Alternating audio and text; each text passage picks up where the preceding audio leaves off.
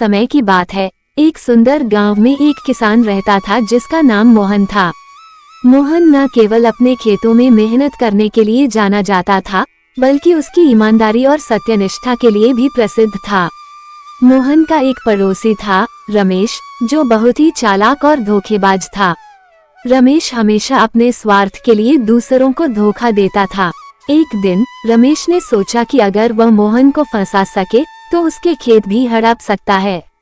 उसने एक योजना बनाई और गांव के सरपंच के पास गया। उसने सरपंच से कहा कि मोहन ने उसके खेत से सोना चुराया है।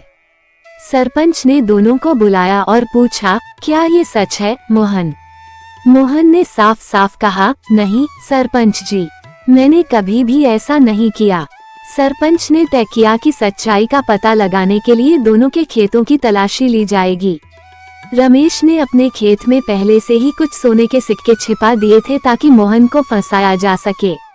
तलाशी के दौरान सरपंच को रमेश के खेत में सोने के सिक्के मिले और उसने मोहन को दोषी ठहराया।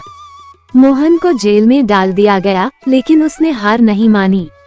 मोहन ने ईश्वर से प्रार्थना की और सच्चाई की जीत की उम्मीद में रहा। कुछ दिनों बाद गांव में एक बहुत ही बुद्धिमान व्यक्ति आया। उसने गांव के लोगों से कहा कि वह सच्चाई और न्याय के बारे में बहुत कुछ जानता है और वह मोहन की सच्चाई का पता लगाने में मदद कर सकता है। उसने सरपंच से कहा, मुझे मोहन के खेतों की तलाशी लेने दीजिए।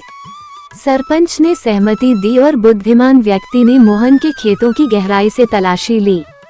उसने पाया कि जमीन के नीचे एक पुराना बक्सा दबा हुआ था जिसमें बहुत सारे सोने के सिक्के थे। इस बक्से पर मोहन के पूर्वजों का नाम लिखा हुआ था। बुद्धिमान व्यक्ति ने सबको बताया कि मोहन के पूर्वजों ने ये सोना यहाँ छिपाया था और मोहन निर्दोष है। उसने रमेश की चालबाजी का भी पर्दाफाश किया और रमेश को सजा मिली।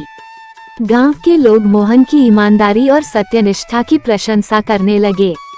मोहन ने सच्चाई की जीत का सबसे बड़ा उदाहरण प्रस्तुत किया और गांव में फिर से शांति और विश्वास लौट आया।